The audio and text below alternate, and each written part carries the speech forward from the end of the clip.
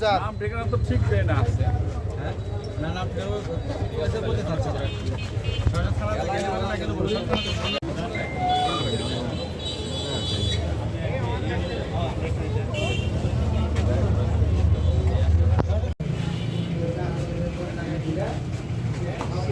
ধরেন ধরেন ধরেন ধরেন না দাইমু না বলো তো দাইমু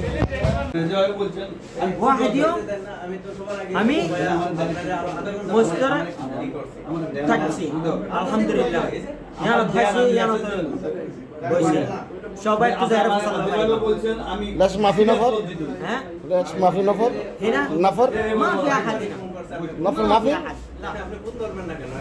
ما في احد الصراحه আমি ইতিমধ্যেই আমার এনএসআর যে অফিসার আছে উনি আমাকে জানাইছিল শাহিন ফিল্ড অফিসার শাহিন সাহেব আমাকে জানাইছে যে এরকম একটা এনএসআই রোহিঙ্গার মতো কথা বলে এরকম একটা লোক কথাবার্তা বলতেছে। আমার একটা পার্টি চাইছিলাম, তাৎক্ষণিক আমার officer field emergency officer sub inspector Aminul ওনাকে পাঠাইছি। উনি গিয়ে আপনার ওই যে ছেলেটা ওনাকে সহ আমাদের এনএসআর সিনিয়র অফিসাররা সহ ওনার এখানে আসছে। তো ওদেরকে জিজ্ঞাসাবাদ চলছে। আমার ধারণা মানে এই পর্যন্ত যতটুকু উপলব্ধি হয়েছে যে সে প্রকৃত অর্থেই আমাদের দেশের নয়, সে রোহিঙ্গা বলেই ধারণা করতেছি। তাকে জিজ্ঞাসাবাদ চলছে, সবাই মিলে আমরা জিজ্ঞাসাবাদ করতেছি।